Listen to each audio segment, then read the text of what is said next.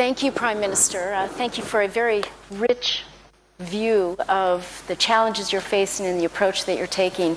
I wanted to start, you gave us a taste of meetings yesterday with President Trump, and in the past you've spoken also about your commitment to take a different approach to U.S.-Pakistan relations than previous Pakistan leaders. And I'm curious if you wanted to say a bit more about what is the difference with your approach and how's that resonating during this visit in Washington, and how do you see the future between U.S. and Pakistan?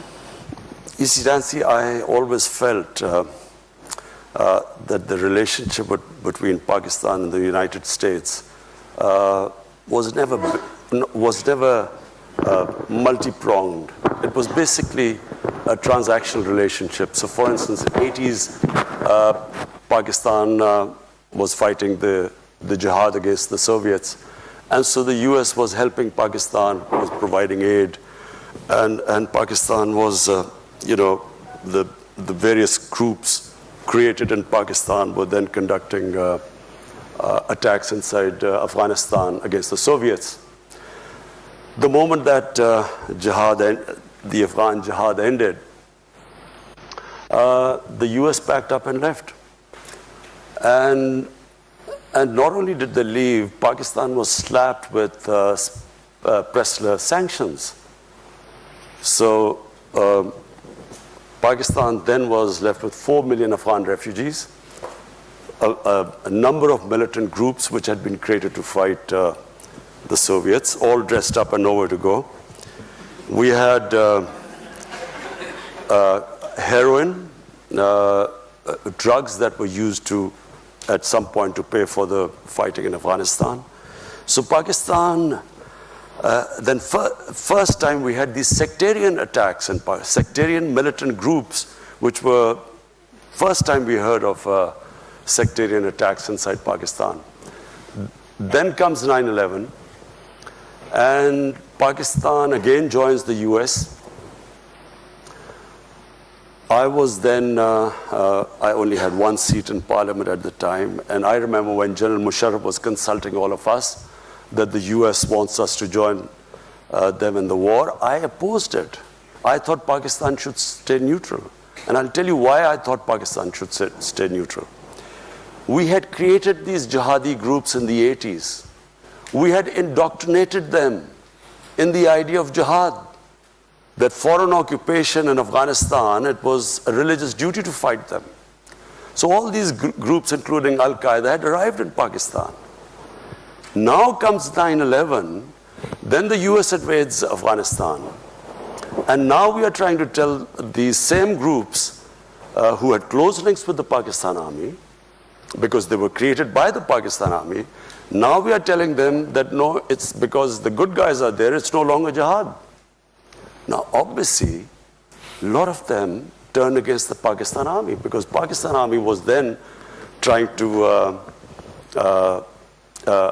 neutralize them. So what we went through, and I just briefly mentioned earlier, it was the worst time in our history. These groups turned against the Pakistan army and the state of Pakistan. And not only that, there were linkages between these groups and the Pakistani security forces, because they had created them. So we had insider attacks, we had, the GHQ was attacked, generals were killed, ISI headquarters were attacked. The army, at one point, the army could not go into the cities in military clothes or with military cars. It was that bad at one point. And then, of course, the second thing was the tribal areas. We should never have sent army into the tribal areas, because the tribal area per capita was the most weaponized area in the world. For people who don't know, tribal area is the border between Afghanistan and Pakistan. It was always an autonomous area. The British never occupied it during their rule since 1890. So it was an autonomous area. It ran by its own rules.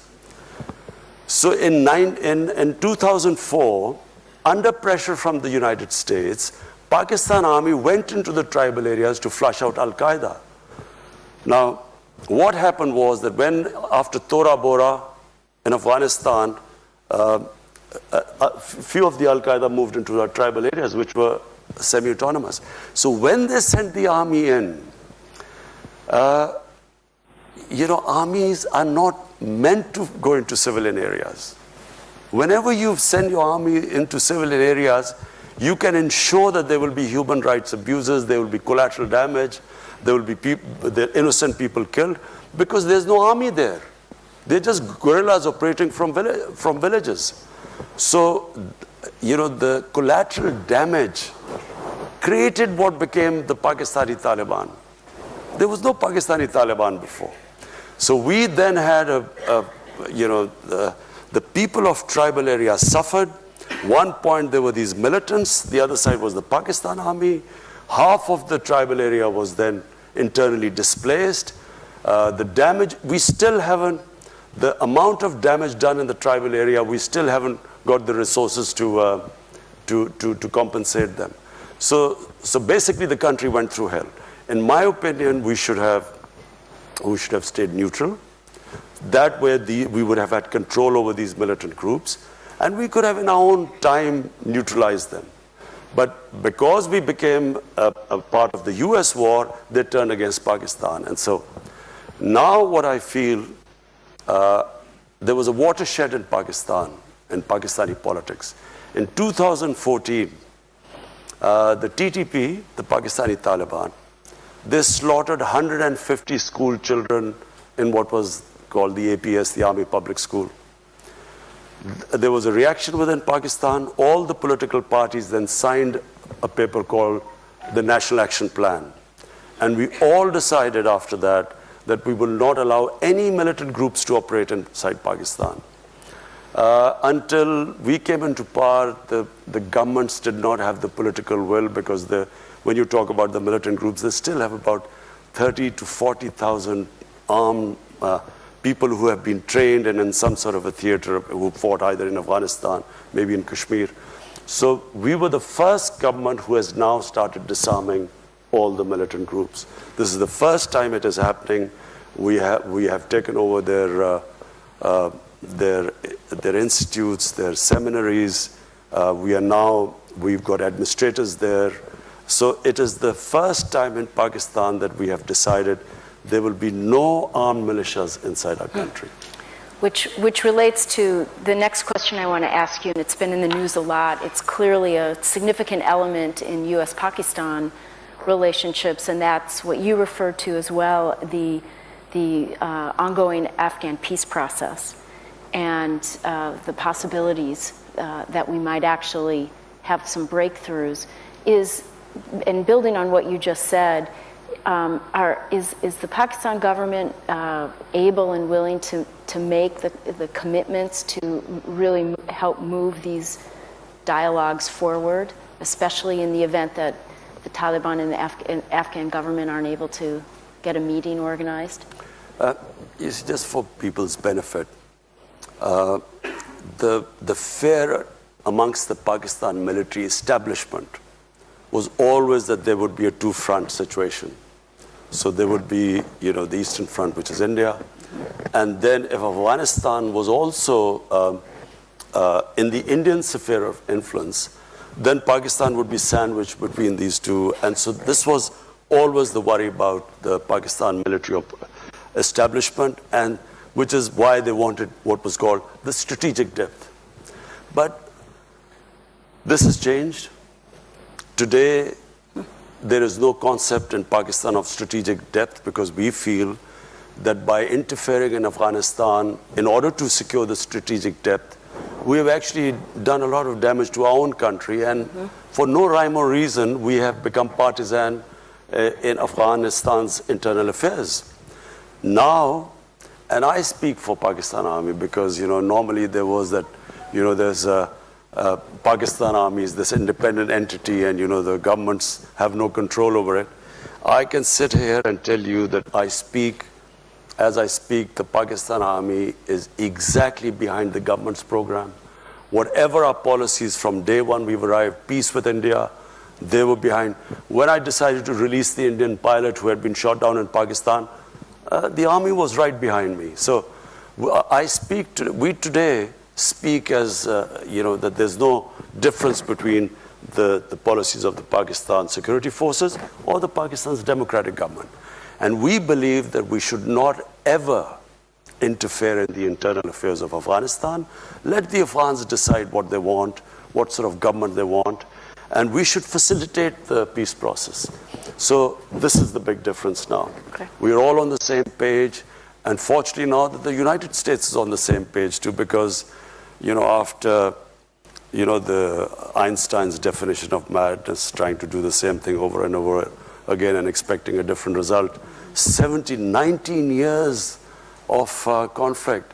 And if they had gone, thank God for President Trump, I mean, this could have gone on for another 19 years without any result. But it sounds like you're willing to use your leverage with the Taliban to facilitate the peace process. You see, which is a big welcome change. Taliban delegation wanted to meet me a few months back, and when I became the Prime Minister.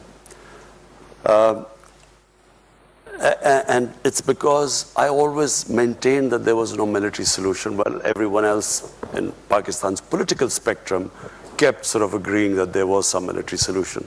So because of that, I had a certain amount of credibility amongst them.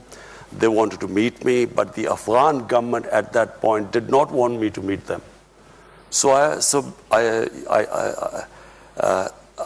did not meet them, but now when I go back, after meeting President Trump, and also I've spoken to President Ghani, now I will meet the Taliban and I will try my best to get them to talk to the Afghan government, and so that the election in Afghanistan must be an inclusive election where the Taliban also participate in it. Great, thanks. I want to ask something that's very important to people here, and that is the view that in Pakistan, censorship and harassment of the press, of activists and dissenting voices of women is on the rise. And you just spoke very eloquently about a new Pakistan, talked about the inequalities that have plagued the economy. And I'm curious, what are your thoughts and commitments about also protecting the pluralism and the freedom of speech and of the media that's so important to a democratic Pakistan? Just let me say one thing. My government, and time will prove this, will be the most inclusive government in Pakistan ever. We will try, we have already now ensured full protection for our minorities. We have, I won't go into detail, but there's one element where we still have a problem. But what we have done, no government has done before. And I'll give you an example, that there was this case of Asia Bibi. She was this Christian woman who was jailed, and no judge would try them because of blasphemy. And because of the strength of one particular group, which had the previous government was held hostage by the group. They came in and they literally blocked the roads, and people were scared of that group. So when the judgment was given to free her by the Supreme Court, the same group then threatened. They came out on the streets. They were rioting for 2 days, and the stage was held hostage for 2 days. But this is the first government that on the next opportune moment actually took them out. We put them in jails. We just completely, and Asia Bibi was then safely, she came out, and then she wanted to leave the country, and we helped her. So all I'm saying is that this government you will see that it will treat its minorities as equal citizens. There is just one thing, I don't want to go into details, but there's one aspect, I can't talk about it, but we have still a problem. I'm not saying we've completely controlled the situation, but you will see that this is not out of worry about what the Western world or any other people say about us. It's because out of our conviction that our minorities, according to our religion, according to our constitution, are equal citizens. Now the media. You know, I have, my life, I went to university in England, and I spent about 18 summers of my life in England. And I've seen the British media, very open, very free media. The Pakistan media, in my opinion, is even freer than the British media. There is the media in Pakistan, is not just free, but sometimes out of control.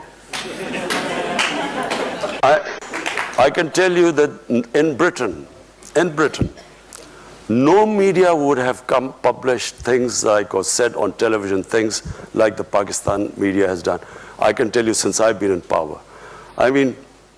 Imagine, I don't even think in America this would be allowed, even though the media has this love-hate relationship with President Trump, more hate than love sometimes. But imagine that, a prime minister of a country, and this man sits on television and says that I can tell you that he's getting divorced tomorrow. So if there was some truth in it, you would, okay, if he had some knowledge. But there's only me and my wife living together. Where did he get this information from? But this sort of thing, in the olden days, I can tell you that this guy would have been beaten up. Nawaz Sharif's time, the previous prime minister, he had journalists beaten up. Asif Zardari, people were petrified of him. People would disappear. In my time, I went to the legal channels, I reported it to the media, I went into the court. All I'm saying is that what the media in Pakistan is, you will not find a media like that. And I remember the previous ambassador to Pakistan, him saying that the media was out of control. So what we need is to control the media, and not through the government, but through a media watchdog. At the moment, there are 2 or 3 things the media did. One is that they started reporting wrongly that the IMF had said that the rupee would fall, to a number they quoted. There was a run on the rupee. Who would do that? First, you're fighting in the biggest economic crisis in your history. Second, you have media coming up with this false news about causing a run on the rupee, or the finance minister's change, and so on. So I feel very strongly that we will strengthen the media watchdog. It is not censorship. We will strengthen the media watchdog. But there are 70 channels or 80 channels in Pakistan. Only 3 channels reported that they were having some problems. So we have a whole afternoon's worth of questions for you. But before I go, I just need to ask you one last question. It's very important for USIP's mandate, and that is the number of international NGOs that are raising concern about the increased difficulty of working in Pakistan. And fully understanding that the government has a role in registering these groups and in regulating the space, many of them are complaining of a very arbitrary process that ultimately is hampering very genuine efforts to work in partnership with Pakistani organizations and the government, and examples of forced expulsions. Is your government committed to addressing this issue? It's been going on since before you took office. And I think there are hopes that you might be able to do something to make it a more transparent and fair process. Absolutely. The foreign minister has been dealing with this issue, and we have tried to work out to have these guidelines for media, for NGOs. I run the two biggest NGOs in Pakistan, which is the cancer hospital and the university. But we did have problems, and I can just frankly tell you the reason why these restrictions came. There was an issue of Shakil Afridi, who was working for a NGO. The doctor. The doctor, and the NGO was what is Save the Children? Save the Children. So after that, the result was that the extremists, militants, started targeting NGOs Specifically, we had one of our biggest problem was that the polio workers were being targeted. So many of the polio workers were shot after that. So after that, we are trying to streamline it, make sure that this doesn't happen again, because that affected the activities of other NGOs. In fact, one of the NGOs gave a statement condemning that NGOs should not be allowed for espionage or that sort of stuff. But we are already looking at it. There were 3 German NGOs which had left Pakistan, but after being cleared, they've come back, and we're looking at a case-to-case basis. I know there'd be great appreciation for that. So, number of questions, none of them small. Here's from Twitter. Any progress on restarting the U.S. security assistance? Some of these we can make rather short. No, I never asked for any assistance. Okay. Also asked for understanding, not assistance.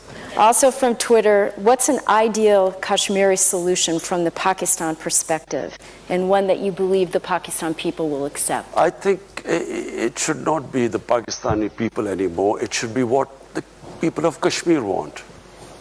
And that really is the only solution. What do the people of Kashmir want? And presumably a process that surfaces that and enables it to take hold. Do you know, I'm told, because we had 3 foreign ministers who were in other parties who joined us. One of them, of course, is Shah Mahmood Qureshi. And 2 of them told me that actually they came pretty close in the time of General Musharraf and when Mr. Vajpayee was the Prime Minister of India. Apparently, they came pretty close. There was some sort of convergence on a phased movement on Kashmir, on sort of various steps to be taken, and over a period of time, some sort of a referendum. Anyway, but I don't want to say anything right now because it's a delicate issue. But there is a solution, and the solution has to be with the will of the people of Kashmir. So you covered this, but I see about 4 questions going back to this issue of media censorship. And here's one particularly that talks about TV channels are taken off, journalists are facing threats, the party's official Twitter routinely cautions journalists of committing treasons. So in a country where many journalists have been killed, do you think such rhetoric will enable and incite violence and directly affect the freedom of the press?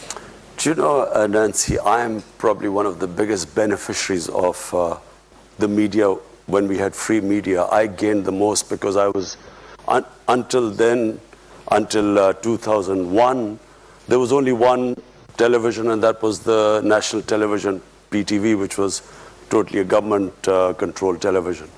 So with the independent channels coming in, I became the biggest beneficiary because we didn't have any money. I mean, my party was pretty small for a long time. So I was able to go on television and give my point of view.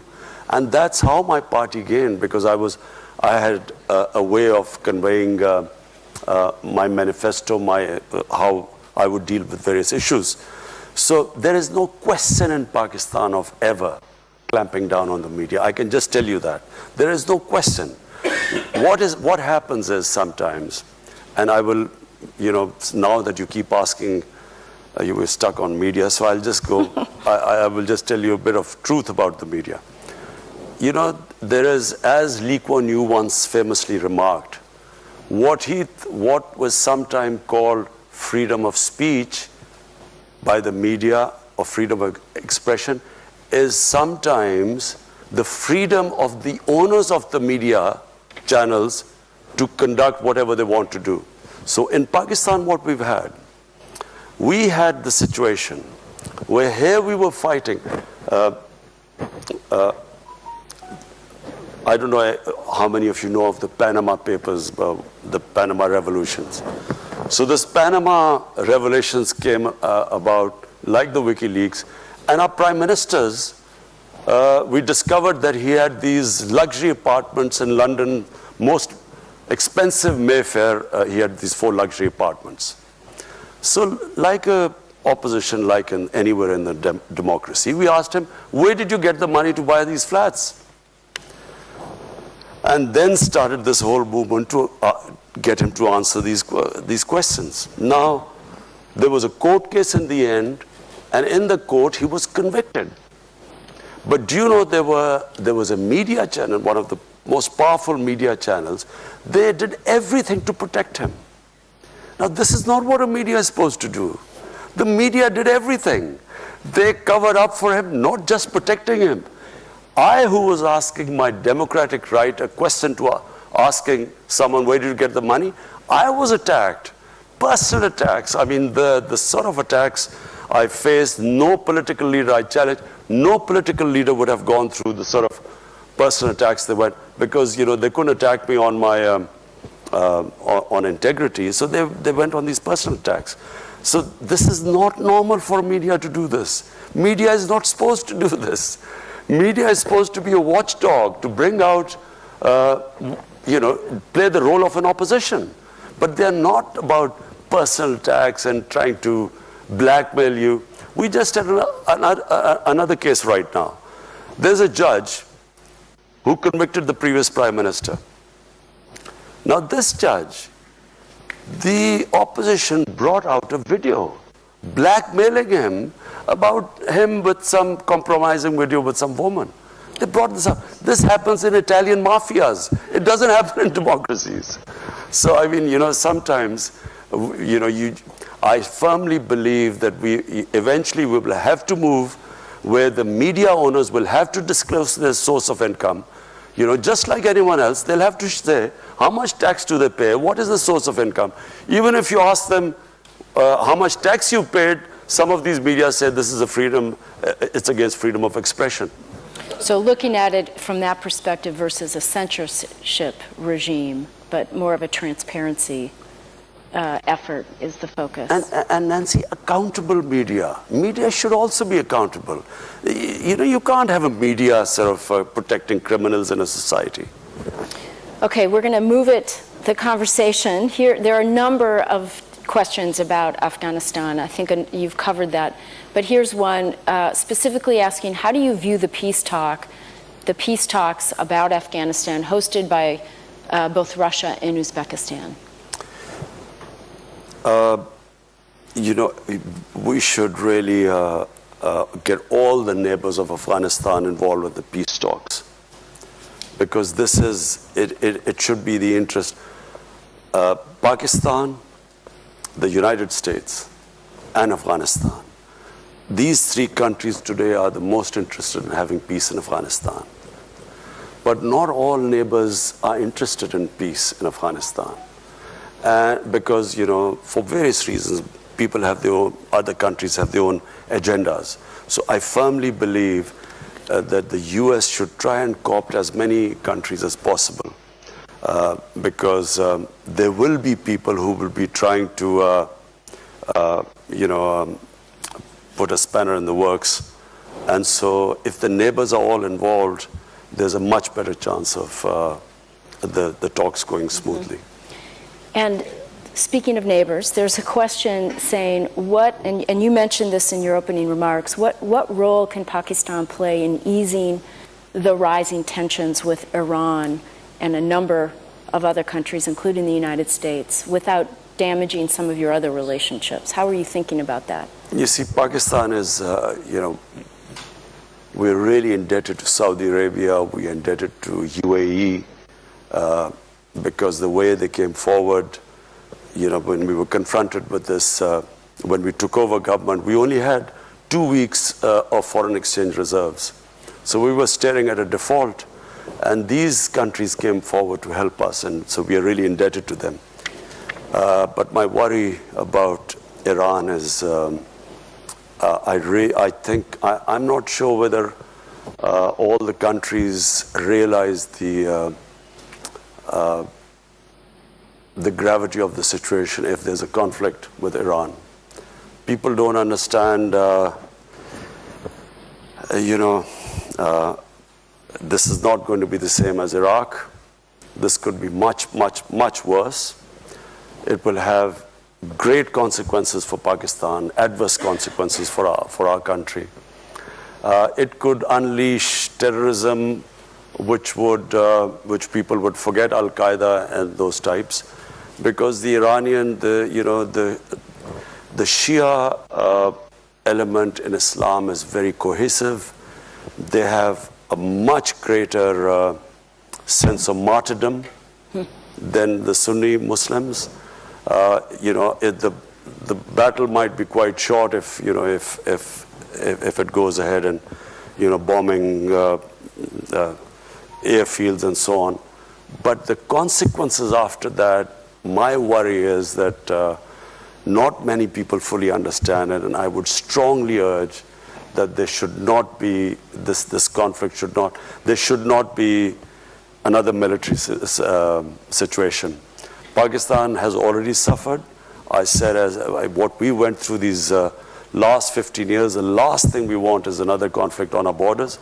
And, we would do anything. I mean, if any role Pakistan can play in this, we have already suggested this to Iran. Until recently, Iran was willing, but then when somehow I felt that Iran is getting very desperate, and I do not think they should be pushed into a situation where this leads to a conflict. Another question via Twitter. What are some of the concrete steps your government is taking to ensure that the military operates under civilian leadership? Something you alluded to in your earlier comments. You see, in Pakistan, we had 3 martial laws, and the last one was General Musharraf's. I think General Musharraf's martial law was a watershed in Pakistan, in the sense that there was a opinion across the board that when you have bad democracy, the answer is not to have a military government. Because the military government comes in, it's like curing cancer with disprin. For a while you feel good because they are organized, it's an organized institution. But eventually, you end up in even a worse situation, because then democracy starts all over again. And what we need in Pakistan now is an extended run of democracy. And I really do believe that the democratic evolution of the country has reached a point where now we will go towards further democracy. I mean, us winning the election is who would have thought we would have won an election against these? How many times in a 2-party system has a third party broken through? It's unheard of. I mean, nowhere in the world does a third party break through. We broke through because of social media. We actually, despite the official media sort of not giving us that sort of coverage, all the opinion polls were that we would not make it. But it was the social media and the young people who came out and made us defeat the 2 established parties. And I think the process will keep going on. I think that in Pakistan, people have tasted freedom. They understand, the power of the vote. In fact, social media has actually democratized the whole world. Everyone now has, they have Twitter, everyone can participate. That's how we're getting questions. Yeah. Well, I have 2 related questions on that I think build on the vision that you just articulated. And the first is, what will the government do to address closing space for civil society? And how does that fit into your vision? And closing space for civil society and activists. I don't understand. How is the government? Well, I think You're closing space for civil society? There's another question about Gulale Ismail and other activists. You're talking about PTM. PTM. Yeah, that's PTM. It's called civil. I think they're saying it's a broader civil society question, but it's related to PTM. Look, all these years I kept saying, when Pakistan, I stood up in the National Assembly in our parliament in 2004. I objected to the Pakistan Army being so tribal areas. No one understood the tribal areas. The only reason I understood the tribal areas is because some 30 years back, I wrote a book on the tribal areas. I did a travel book. I went all over and I understood the tribal areas. As I said, it is one of the most weaponized per capita area in the world. It's a most devolved democracy. Every village is an independent entity, and so they have never allowed outside interference to come into the tribal areas. So when Pakistan Army was being sent there in 2004, I stood in the parliament, tried to explain to them that the greatest number of losses when the British were ruling India, they suffered the greatest number of losses in Waziristan, which is tribal area. So we should never have sent army there. Whenever you send an army into civilian areas, there are massive collateral damage and massive casualties and destruction. So all the time when I was speaking out against this, I was being called Taliban Khan. I was being called pro-terrorist. General Musharraf, I remember, in a meeting said that I am a terrorist without a beard. And so once this whole thing was over, this young Pashtun movement started. And this Pashtun movement was correct, what they were saying. The area was devastated. The people of the tribal areas, I mean, half of them were internally displaced. Their shops were gone. Most of them relied on livestock. Livestock disappeared. The whole area was, as it is, tribal areas before 2001, 75% of the people were under the poverty line. So after this military action, they even went further down. So we had this young movement and movement stemming out of anger. And they, of course, they blamed the Pakistan Army for all the devastation there. And we've just had elections in the tribal area now. We've just had, first time in Pakistan's history, the tribal area has been assimilated with Pakhtunkhwa, a province. And first time we've had election, and I'm very pleased to say that PTI won the election. But we have now injected the greatest amount of money in the tribal areas to develop it. Never has so much money been allocated for development there. But you know, the reason why there were problems was that the PTM leadership started attacking the army. And they kept attacking the army, and the last thing happened was that they actually, civilians charged an army post, there were few people killed, and that's why there were restrictions. But now it's settling down because we've had a peaceful elections in the tribal areas. So I think we will now move on. Yeah, I think the question was probably triggered a bit by the New York Times article about the harassments and arrests of this Gulali Ismail family and friends. I wish that they would, the New York Times would also take the other point of view. Now I'm sounding like President Trump.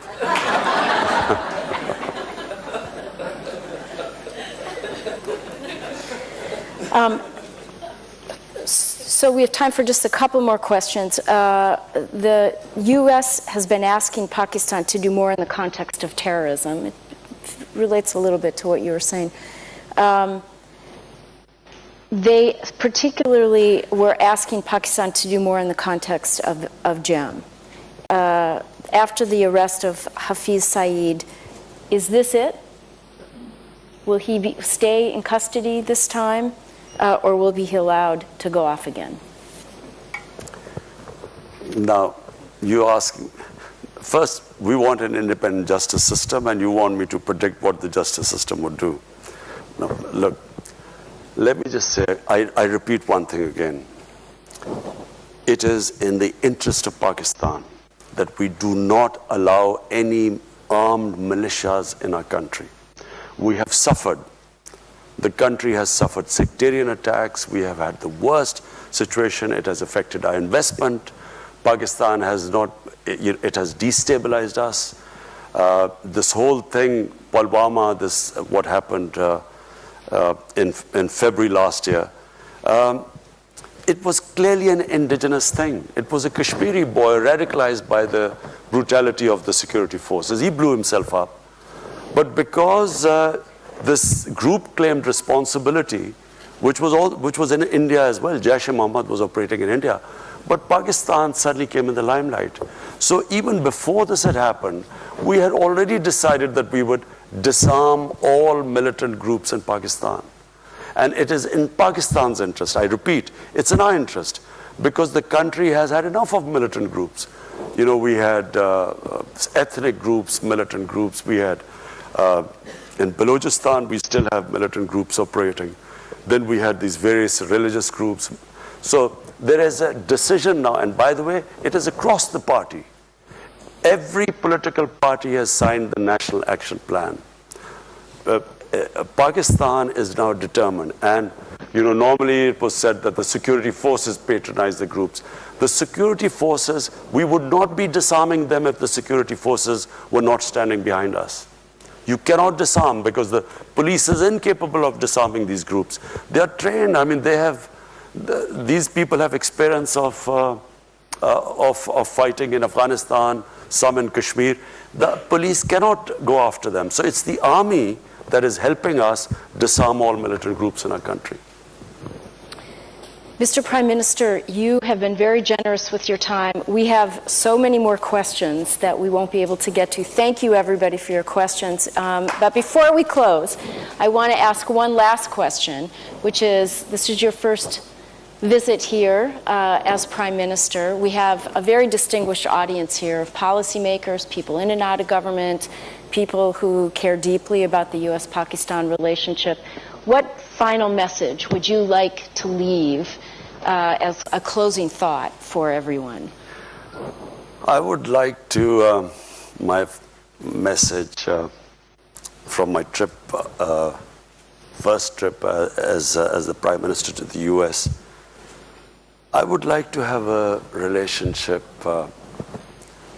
between the two countries of mutual trust.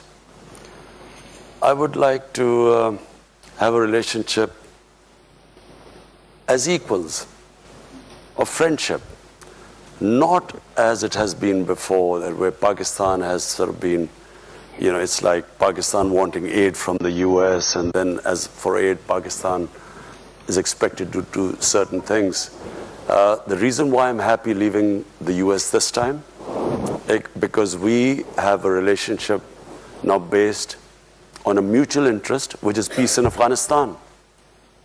And, if someone asked that, will you get this funds? I hate the idea that we would be asking for funds, not US, from anyone. Because aid has been one of the biggest curses for my country. What it has done is, it has created the dependency syndrome. We have become, when I went on my first trip to Saudi Arabia, I came back, what have you got from there? As if I'd gone there to beg for money. And I think it's humiliating for a country. Countries rise because of self-respect and self-esteem. No countries rise by begging and borrowing for money. So my relationship with the US would be, I would like a relationship with, a dignified relationship with the US, where never again should we ever have that humiliating phase. I can tell you as a Pakistani, never did I feel more humiliated when Osama bin Laden was taken out in Pakistan by the US troops.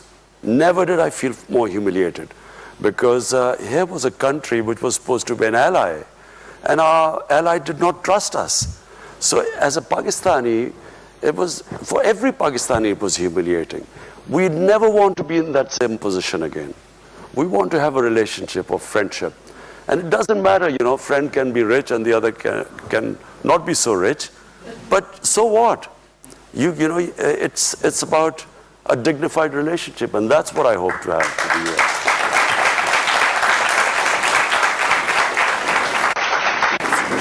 I'd like to present you with a small token of our appreciation for your visit Thank you, here. Nancy. Invite you to come back and wish you all the best. Please join me in thanking the Prime Minister. Thank you.